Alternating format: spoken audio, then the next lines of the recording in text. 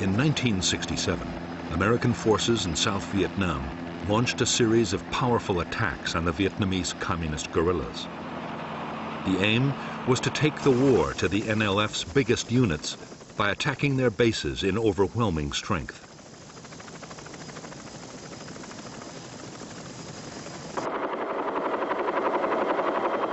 The Americans hoped that the guerrillas would stand and fight.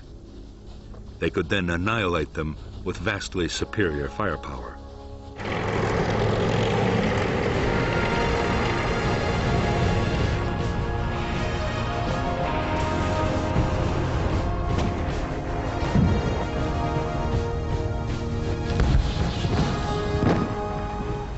The offensives were designed to use the tactics of search and destroy on the grandest scale yet. Some of the biggest helicopter operations of the war were mounted to try and trap entire Viet Cong regiments. More guns and aircraft were called in to support the attacks than had ever been unleashed on a Vietnam battlefield.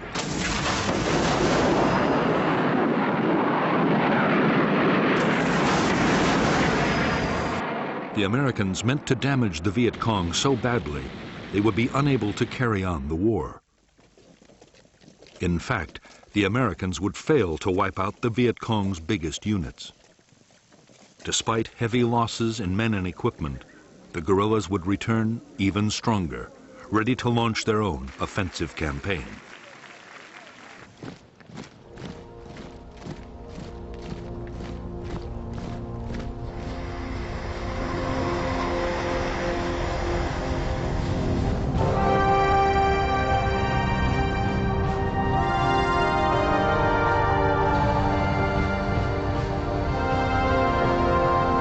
By mid-1965, the mission of American troops in South Vietnam was changing fast.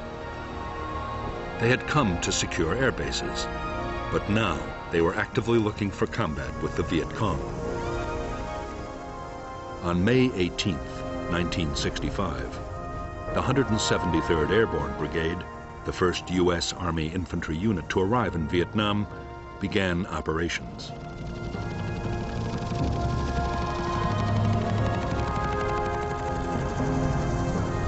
Its first task was to sweep a wide area around its base near Saigon.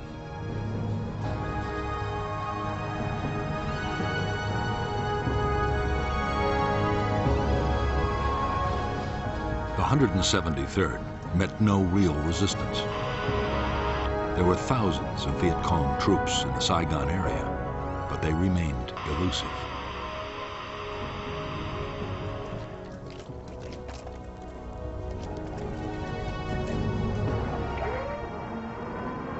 More American troops arrived.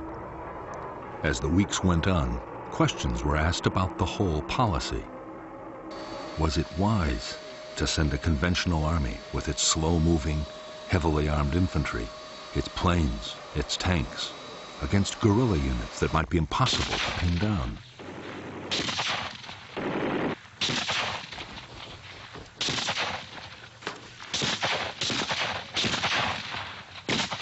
The U.S. commander in Vietnam, General William C. Westmoreland, insisted that the Army could find and beat the enemy.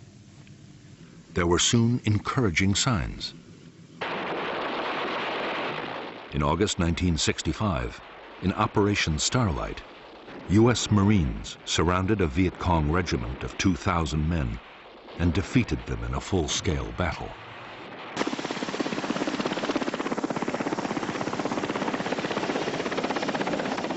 The next major challenge was posed by the NLF's allies, the professional troops of the North Vietnamese Army.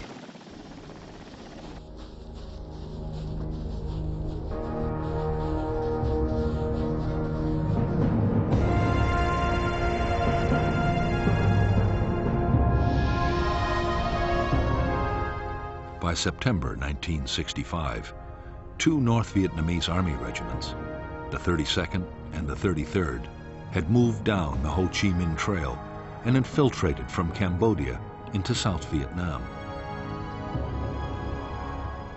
The 66th Regiment was following close behind.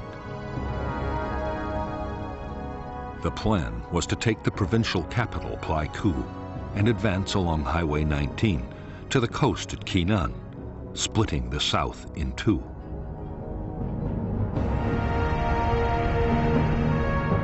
The Americans were determined to block the NVA's attempt to reach Quy Nhon. The idea was to place in the An-Khe Valley the most mobile force they possessed, the 1st Air Cavalry Division.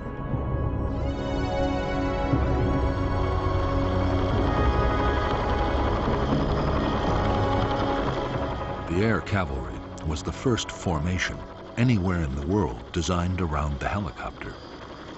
The division was 15,000 strong and had 480 machines, 5 times the number of a normal infantry division. The whole idea had, until recently, been an experiment with an eye to any future war in Europe. No one really knew how it would work in a place like Vietnam.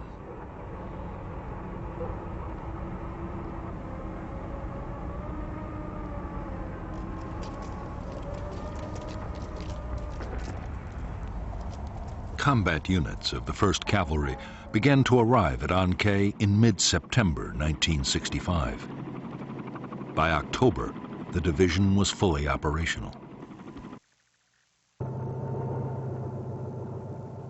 Its base, Camp Radcliffe, had grown into a massive complex of helicopter pads, supply dumps, accommodation and maintenance facilities. For the officers and men of the Air Cavalry, there was a great deal to prove, and they were determined to take the battle to the enemy.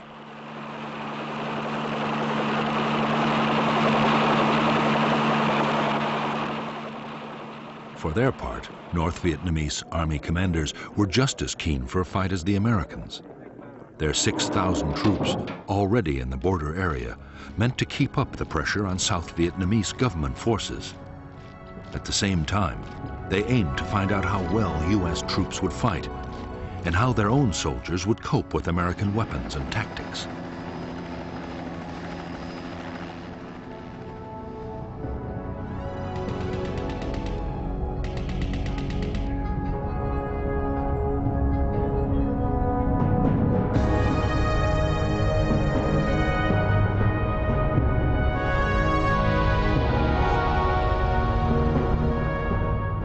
After infiltrating into the south, the 32nd and the 33rd North Vietnamese regiments had established a base area on the high ground of the Chupong Massif.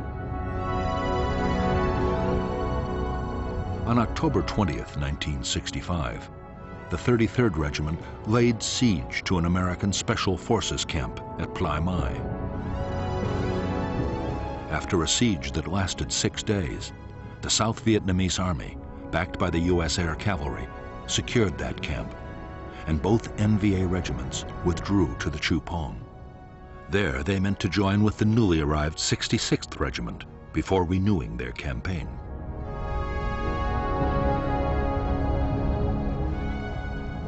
The American plan was to fly in the whole of the 1st Battalion of the 7th Cavalry to find the NVA regiments. It was the first time U.S. troops would face NVA regulars. The first step was to create an artillery fire support base near the Chupong at Landing Zone Falcon. Next, the lead elements of the 1st Battalion landed at LZ X-Ray. Right in front of them were nearly all the 66th and 33rd NVA regiments.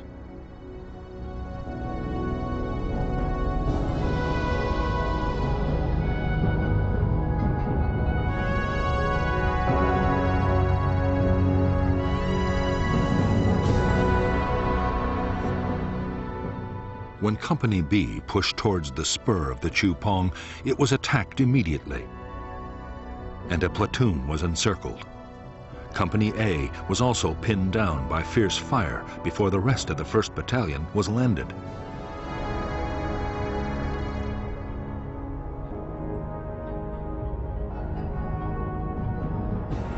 A and B companies then launched attacks to relieve the encircled platoon, but were driven back.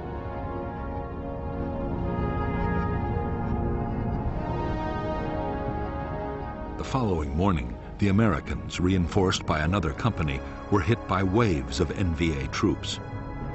Heavy fire support wreaked havoc on the attackers, and by now another American battalion was on its way overland.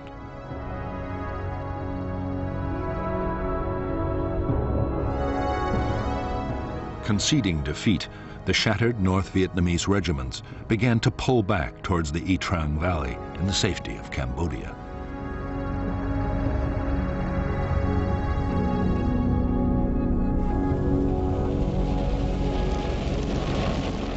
After the fight at LZ X-Ray, the Chu Pong was bombed by almost 100 B-52s, each unloading 17 tons of high explosives.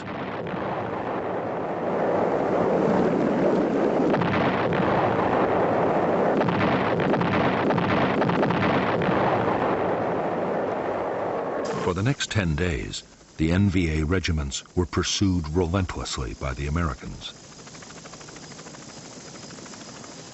But although the North Vietnamese were in retreat, they were still capable of hitting back.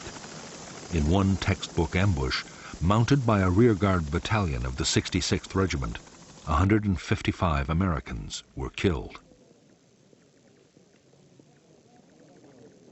For U.S. forces, it was the most costly day of the war so far.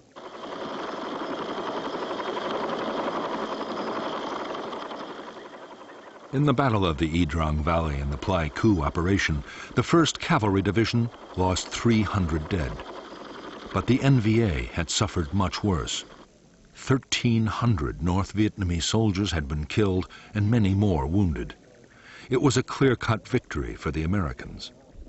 2 enemy regiments were all but smashed, and there was now little danger of South Vietnam being cut in two.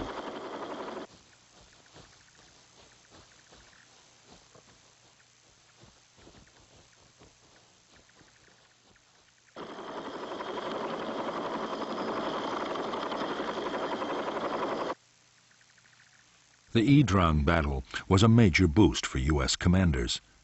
It seemed to prove their strategy was the right one.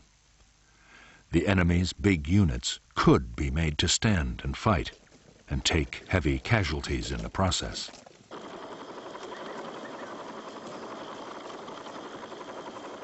If the Communists could be forced into more battles like Y Trang, they would quickly suffer such losses they would have to abandon their whole campaign.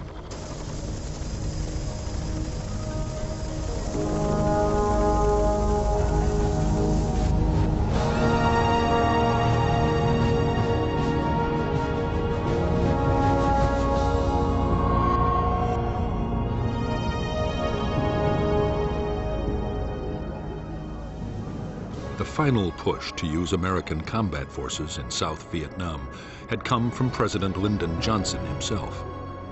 Yet, he had never wanted to fight a war in Asia. Johnson's priority was social reform, his Great Society program, and he feared the war in Vietnam might fatally damage his plans.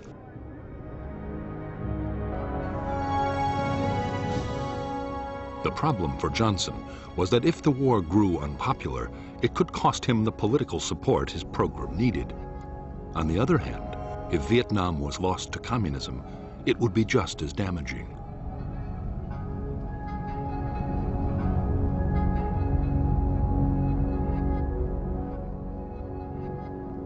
The only solution that Johnson could see, and the one agreed with his Defense Secretary Robert McNamara, was an uneasy compromise.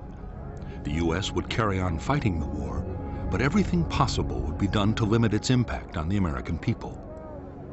Dramatic measures like calling up the reserves or the National Guard had to be avoided.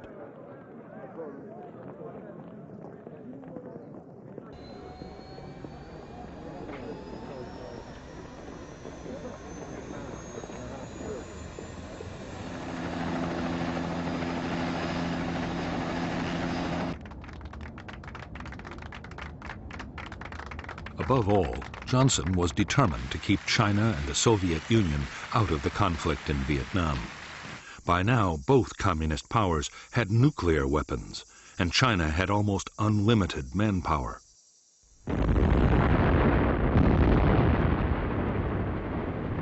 fighting the Chinese in Asia, would demand millions of American troops and cost untold casualties.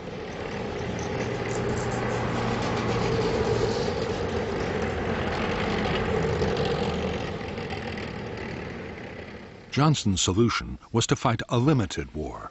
He restricted the bombing campaign against North Vietnam to personally approved targets. He also ruled out invading the North, no matter how much it backed the NLF.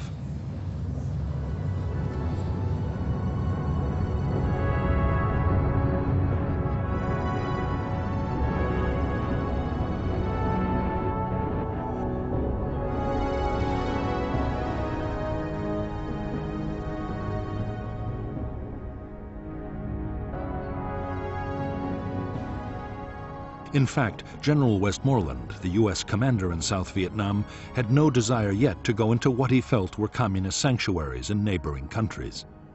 But what he did want was a much more effective bombing campaign to cut the flow of supplies and men to the guerrillas.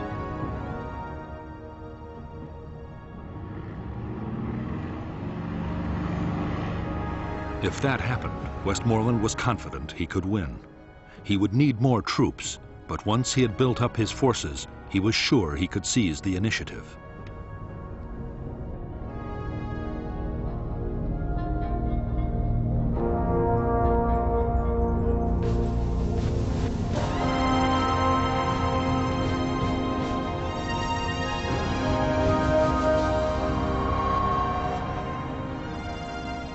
The leaders of the National Liberation Front were rarely able to meet.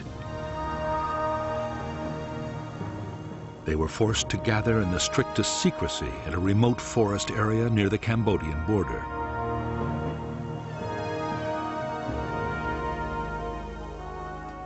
The fear was that a single American bombing raid could wipe out the leadership at a stroke. Security was intense, and avoiding enemy units meant that some members had to travel for weeks to reach the conference.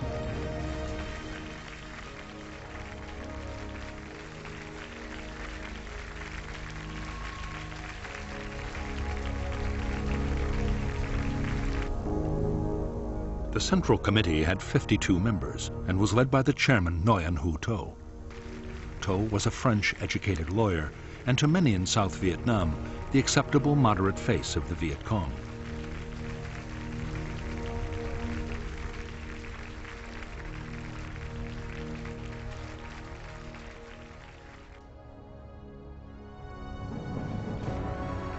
But behind To were lifelong communists like the General Secretary Huon Tan Phat, an architect and the NLF's foremost thinker.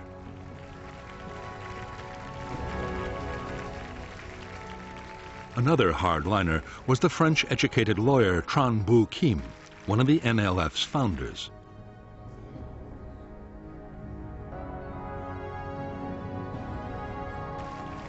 By now, Northerners were in almost full control of the military command, and through them, North Vietnam was making sure its policies were followed. The NLF guerrilla army was even more closely controlled by the North. Its top commander was a North Vietnamese Army General Nguyen Chi Thanh. Thanh was noted as a political firebrand and wanted to stay on the offensive, whatever the cost or the dangers.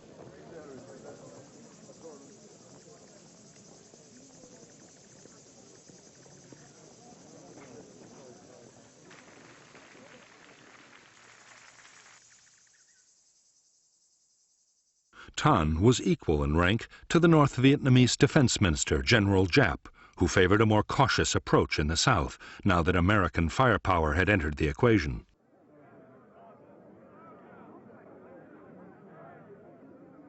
By the end of 1965, Giap was winning the argument.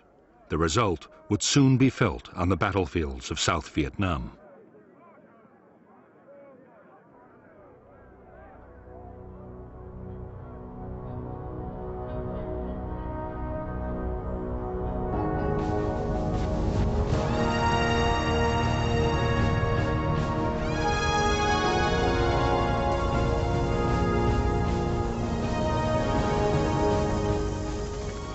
When American combat troops had first arrived in Vietnam, few U.S. officials had believed that the South could survive.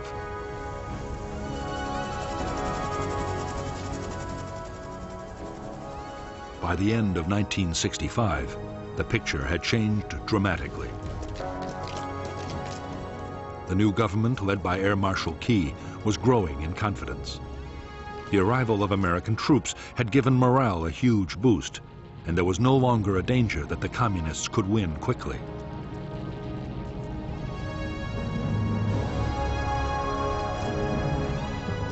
For General Westmoreland, the next stage was to go on the offensive against the Viet Cong. His aim was to take on the enemy's big formations on the battlefield and eliminate them one by one.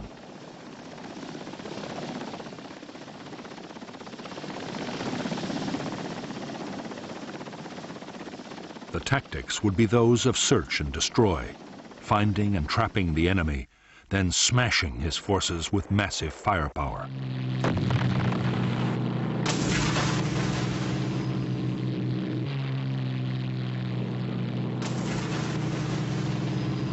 General Westmoreland's strategy would be to wear the Viet Cong down by relentless attrition. In battle after battle, Westmoreland meant to force the Viet Cong to sacrifice troops and materials faster than they could ever be replaced.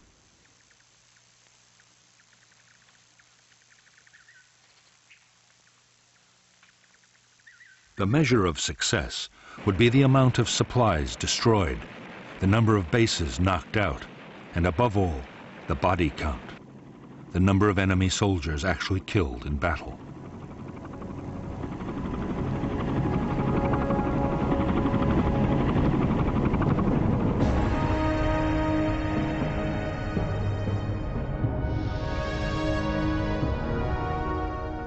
For defense, 4 national priority areas were agreed by the Americans and the South Vietnamese. The coastal provinces around Da Nang and Quy Nhon, and the central part of the Mekong Delta, and above all Saigon, the capital. These were to be first consolidated and then made the springboards for large-scale search and destroy operations against enemy units and base areas.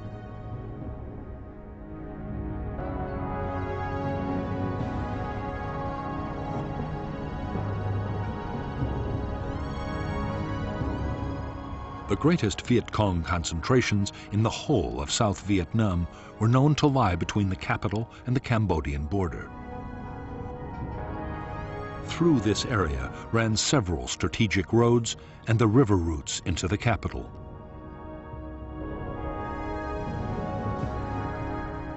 There were believed to be enemy bases in the Iron Triangle, War Zone C, and War Zone D.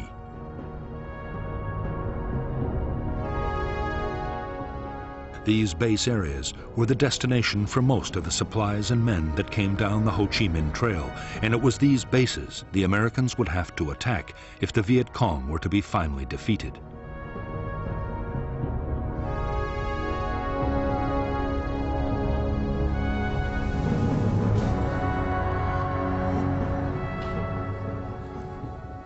A key part of the American strategy was to stop the Viet Cong, replacing the men and supplies they lost in battle. The Commando Hunt bombing campaign was hitting the North Vietnamese transport system and the staging areas for troops infiltrating down to the south.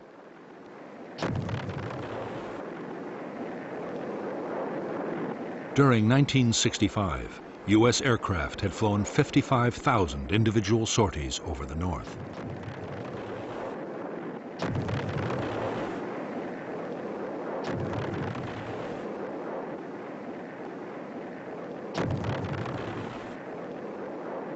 In the South itself, the Americans meant to take over most of the fighting.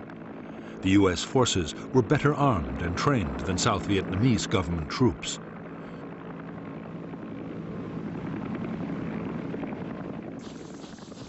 They were much more mobile and had the backing of enormous firepower.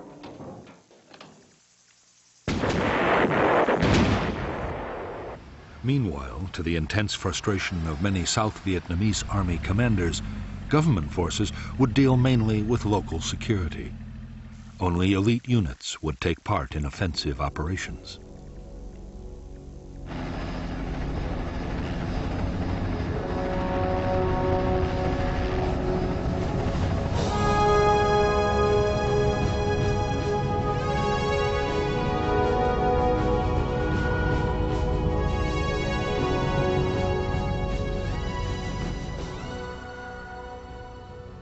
In December 1965, Ho Chi Minh and the North Vietnamese leadership ordered a change in the way the war in the South was to be fought.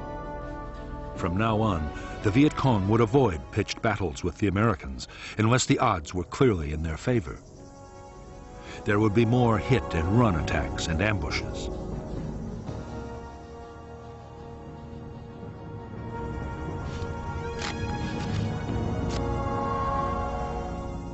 To counter the American buildup, Viet Cong recruitment would be stepped up, and more North Vietnamese army troops would be infiltrated into South Vietnam.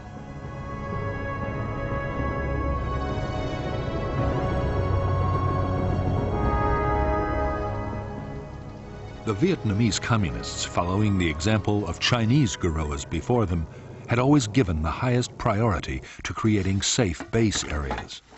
They were training grounds, logistic centers, and headquarters.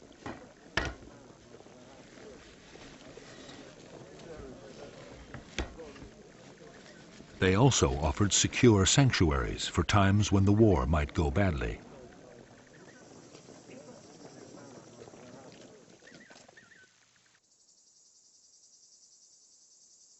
Hiding the base areas had always been a high priority for the Viet Cong. Now, with American spotter planes everywhere, it was more vital than ever to protect them. In remote swamps or forests, there were few problems, but nearer the capital, it was much more difficult.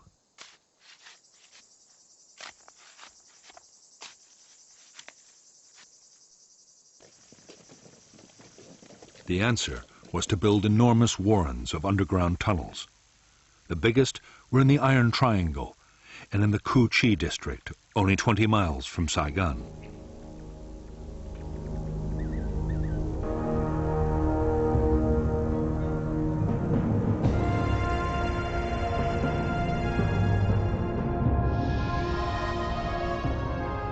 In the Cu Chi base area, any facility used by the guerrillas, like a conference room or training area, had almost instant access to the safety of underground.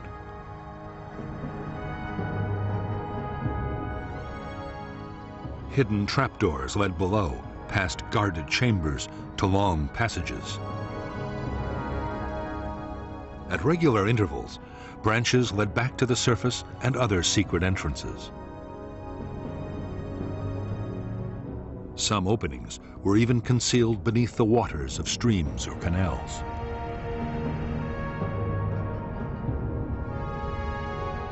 At the deeper levels, there were chambers carved out for arms factories and a well for the base's water supply. There were storerooms for weapons and rice, and there was sometimes a hospital or forward aid station.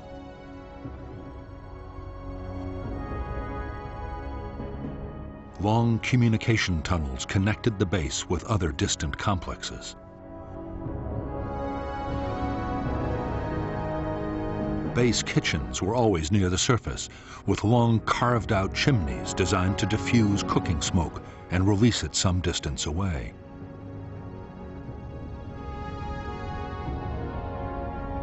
Near the kitchens were the guerrillas' sleeping chambers, where they could survive for weeks at a time if need be. Everywhere on the top level, there were tunnels leading back upwards to hundreds of hidden firing posts for defense of the base.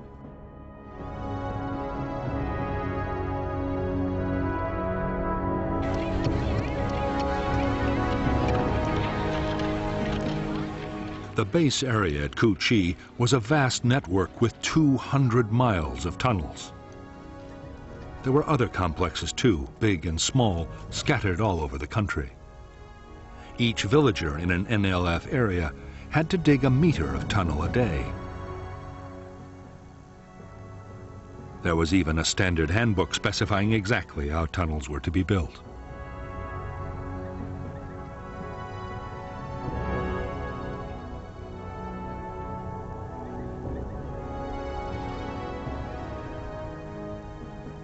The orders coming from NLF headquarters were absolutely clear. Tunnels were not to be treated as mere shelters. They were to be fighting bases, able to provide continuous support for troops.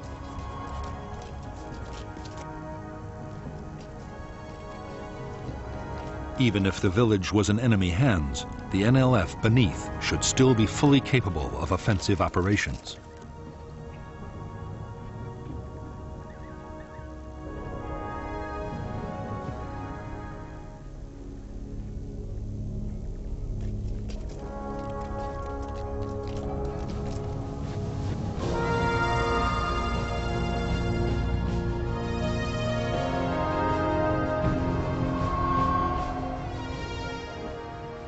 When Washington had decided to send American troops to fight the Viet Cong, the biggest question had been how many would be needed to win.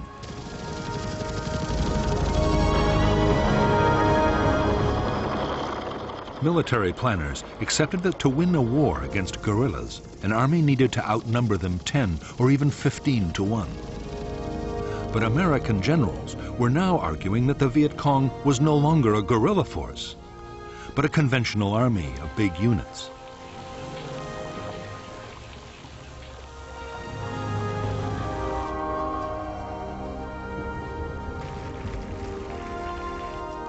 Because U.S. commanders were confident they were not fighting a guerrilla war, they saw no need for a 10-to-1 superiority in forces. Against a regular army, 3-to-1 was usually considered enough.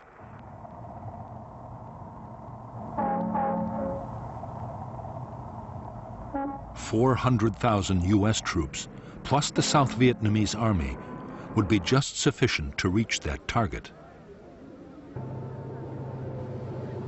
The plan was to have most of the men in Vietnam by the end of 1966.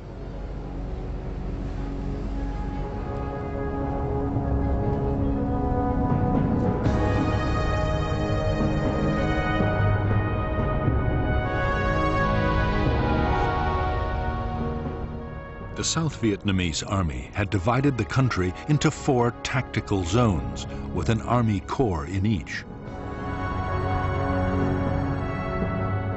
As American forces arrived, Military Assistance Command headquarters in Saigon assigned them to a corps' tactical zone. By the end of 1965, the 3rd Marine Amphibious Force commanded 4 regiments in I Corps. The 1st Air Cavalry Division was in II Corps, along with a brigade of the 101st Airborne. The 1st Infantry Division and the 173rd Airborne were in III Corps.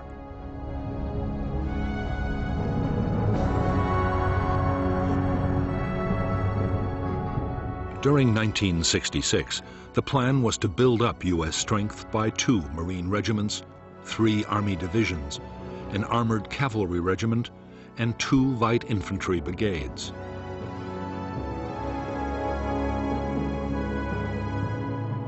The combat strength of Allied nations would also increase to 2 Korean divisions and a Marine brigade, an Australian task force, plus New Zealand and Philippine units.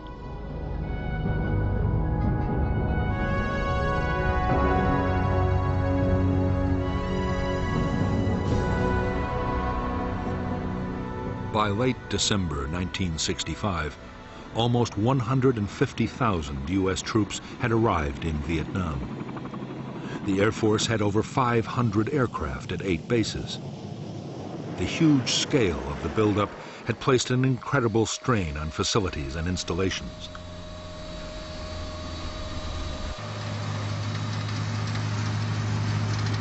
There was a frenzy of building as Army and Navy engineers, along with American civilian contractors, improved airfields, bases, and roads.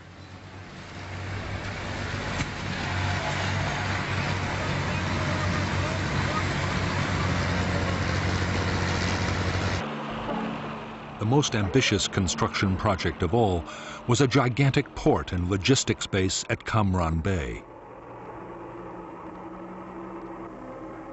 The whole effort was to cost $100 million, but the new facility would quickly ease the pressure on Saigon's overloaded docks. By now, American supplies arriving in Vietnam by sea were topping 300,000 tons a month and rising fast.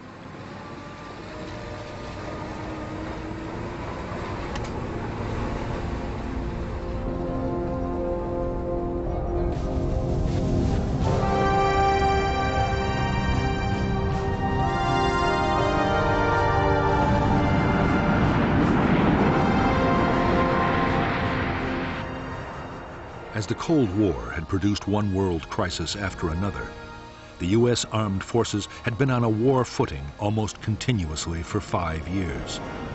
Budgets were generous, and all the services were superbly well equipped and trained.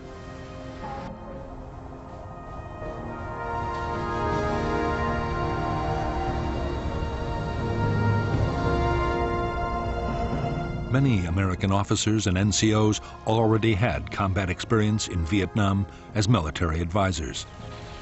Most of the more senior personnel had fought in World War II and Korea.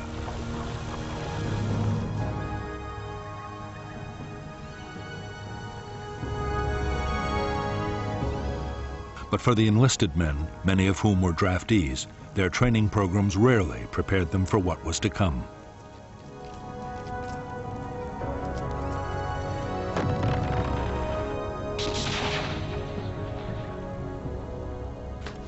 Even to the best trained soldiers, the reality of arriving in Vietnam could come as a shock. The climate was exhausting, with extremes of heat and humidity. The Vietnamese people and their culture were totally unfamiliar. Many American soldiers were from U.S. cities, and the lives of Southeast Asian peasants were beyond anything they knew.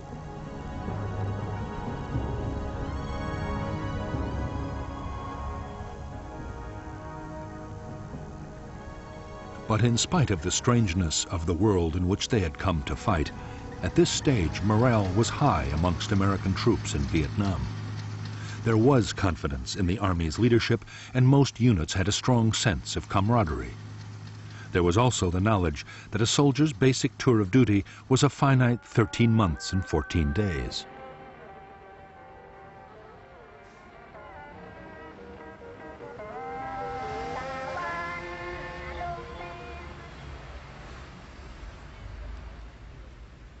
While thousands of Americans were getting their first look at Vietnam, the South Vietnamese Army was in its 6th year of war. Most of the Army's 300,000 soldiers were reluctant conscripts. Many were underfed, and desertions were outstripping recruitment by 2,000 a month.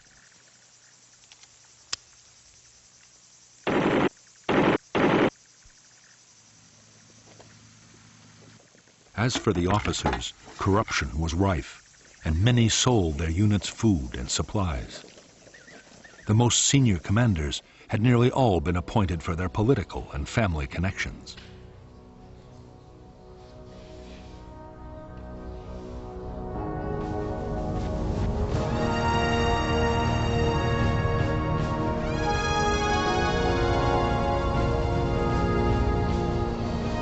For years, the basic infantry weapon of the American soldier had been the M14 rifle. It was a dependable weapon, but was unstable when fired on full automatic.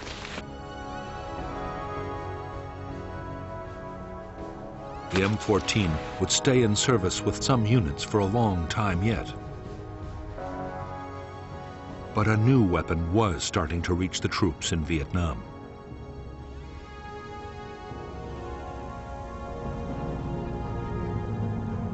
The M16 was a light, compact assault rifle made of metal alloy and plastic. It was effective up to 400 yards and had a very high rate of fire.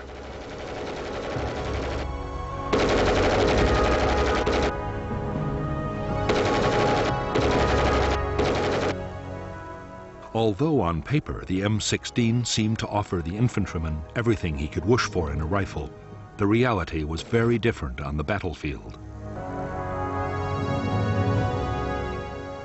The M16 was prone to jamming, a nightmare for the soldier in a firefight. The problem was reduced by scrupulous cleaning, and later modifications would cure the problem completely. But in the meantime, many men viewed the M16 with deep mistrust.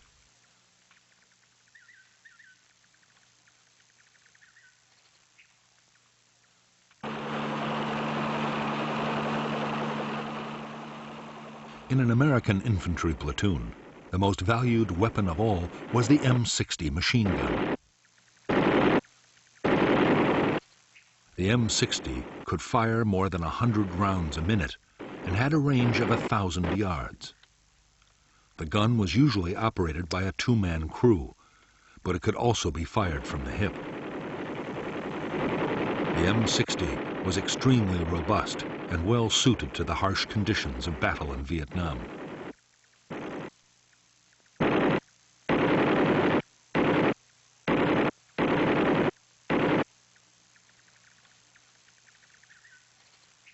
As well as the weapons they took with them into the field, American infantry could call on heavy fire support at any time. Ground attack aircraft could saturate the area with high explosives or napalm, while few operations were ever mounted out of range of friendly artillery.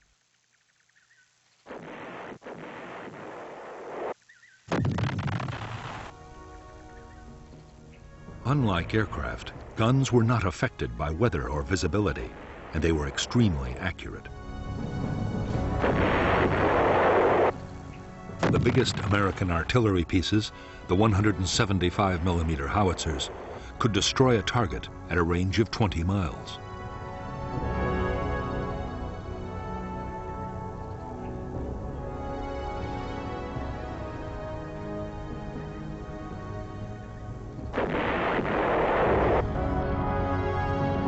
By now, every infantry division depended heavily on helicopters to maneuver its forces on the battlefield and to carry supplies and heavy equipment.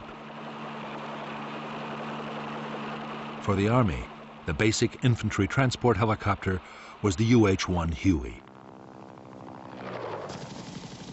The men called it a slick because its frame was uncluttered by guns or rockets.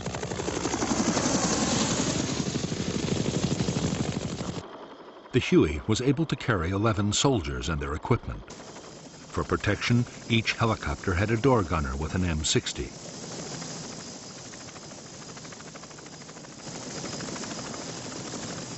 As well as Hueys for transporting infantry and general supplies, there were Huey gunships for escort and assault.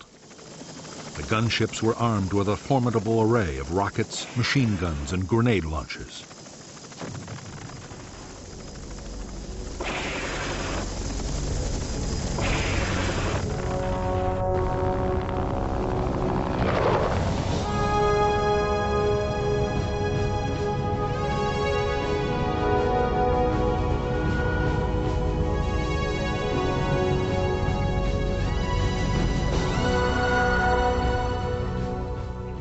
By the end of 1965, the total strength of the NLF and North Vietnamese Army units in the South had grown to 206,000 men and women. Of these, 36,000 were main force NVA troops. The rest were regional and local guerrillas.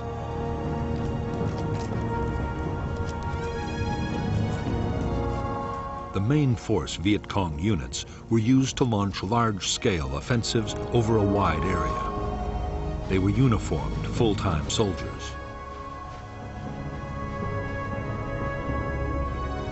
Regional forces were also full-time, but they operated inside their own districts. If necessary, their units could come together to make bigger formations for a large-scale attack. If enemy pressure became too great, they could break again down into smaller units and scatter.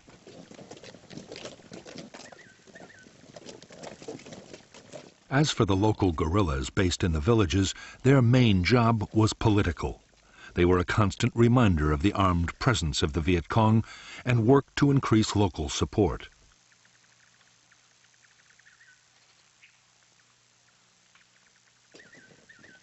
They were also expected to defend nearby installations like bunkers and tunnel complexes.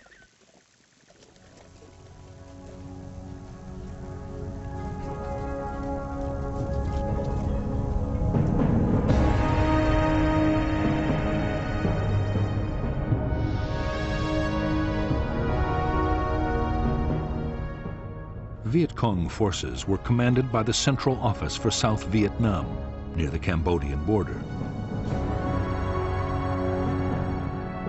The NLF deployed 2 divisions, the 9th with 3 regiments and the 5th with 2.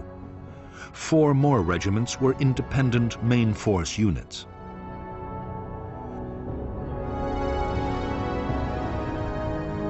The NLF also controlled more than 40 local and regional battalions.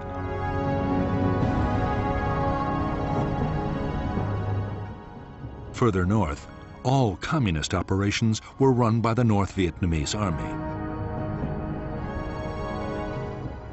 The NVA deployed 3 divisions and 9 independent regiments.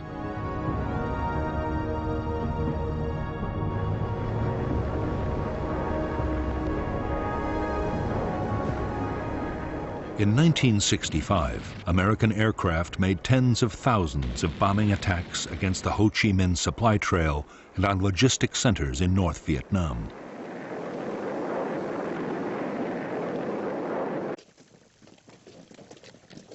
In spite of their efforts, the Viet Cong were getting more weapons and reinforcements from the north than ever before. The average Viet Cong unit was now better armed than at any time in the movement's history.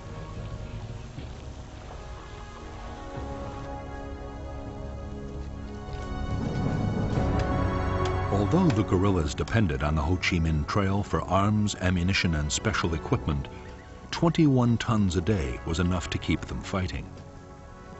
Their other needs were met inside South Vietnam.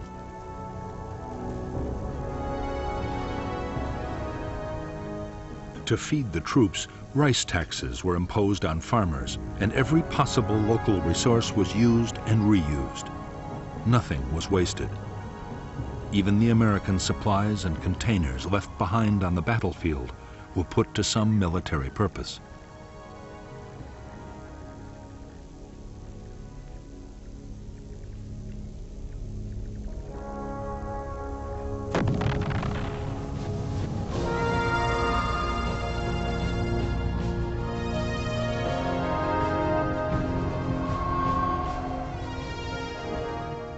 In the last 12 months, the Viet Cong had suffered terrible losses. 40,000 had been killed or captured in 1965. Yet the casualties had little effect on Viet Cong fighting strength. Losses in main force units were easily made up from the ranks of the local guerrillas.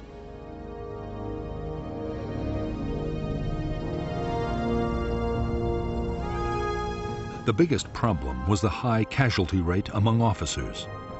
To replace these, the Viet Cong depended on trained men coming down the Ho Chi Minh Trail from the north.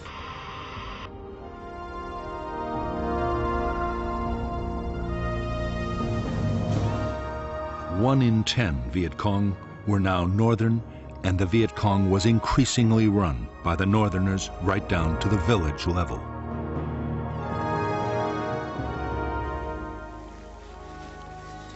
By this time, most Viet Cong main force soldiers had fought for years and were highly skilled and motivated. Every attack was planned down to the last detail, using elaborate models and endless rehearsals. The troops were well trained in infantry tactics and night operations.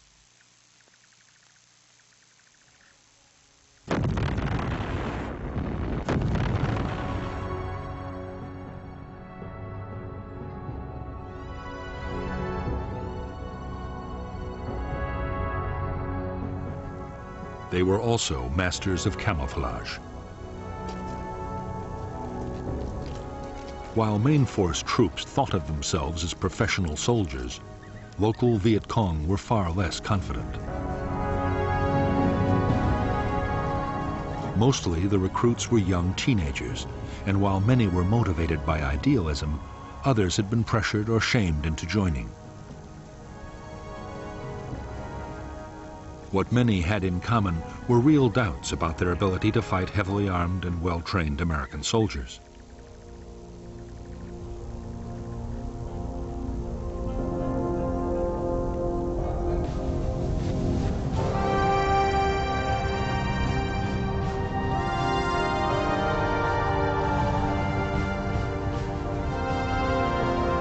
Most main force Viet Cong troops were now armed with a superb assault rifle. The AK-47 was a Russian design copied by the Chinese. It was comparable to the American M16, but it had fewer moving parts. The stock was wood, not plastic, and was far more reliable in Vietnam's testing conditions. The AK-47 also had the advantage of a 30-round magazine compared to the 20 of the American rifle. The Viet Cong had a range of effective Soviet and Chinese light and medium machine guns. They also had heavy machine guns, though never enough.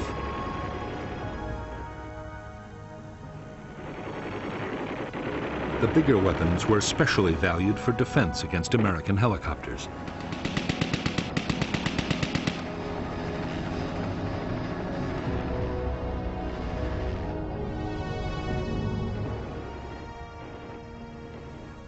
For destroying armored vehicles or bunkers, the Viet Cong had highly effective rocket-propelled grenades and recoilless rifles. Mortars were also available in large numbers and had the advantage of being very easy to transport.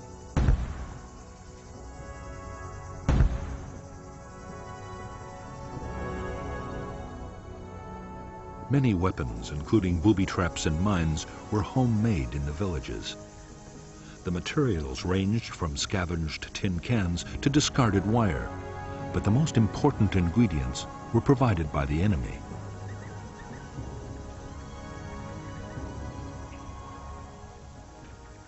In a year, dud American bombs could leave more than 20,000 tons of explosives scattered around the Vietnamese countryside.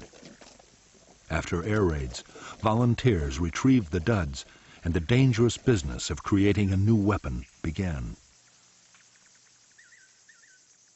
In 1966, locally made devices would kill more than 1,000 American soldiers.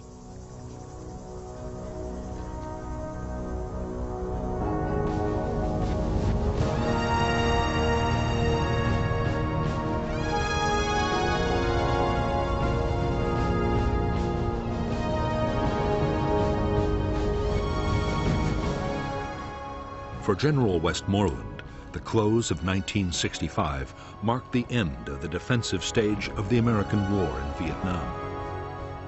In the coming year, he meant to complete his buildup. Then he would launch the full-scale offensives that would lead to final victory.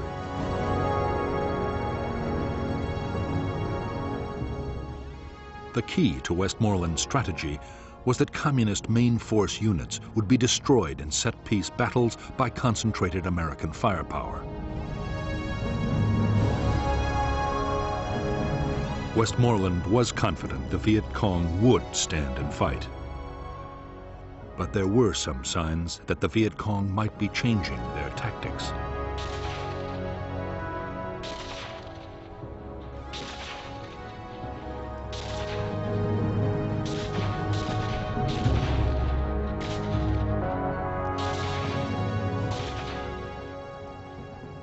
In the last weeks of 1965, the Viet Cong concentrated their attacks on poorly defended targets, like isolated outposts and remote towns. Strong South Vietnamese or American forces were making contact with big guerrilla units less and less often. At the same time, there were more sniping incidents and ambushes. As a result, While Viet Cong casualties went down, American and South Vietnamese army losses increased dramatically.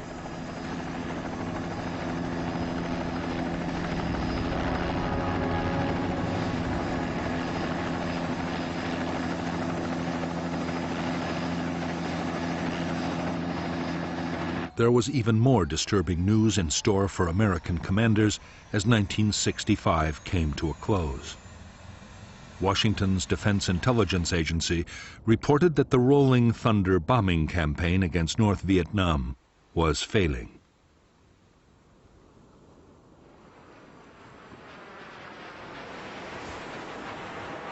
After 10 months of increasingly fierce air attacks, the North showed no signs it was about to give up its support for the Viet Cong. Nor had the bombing staunched the flow of men and supplies to the guerrillas. That meant only one thing. The real contest was still to come on the battlefields of South Vietnam.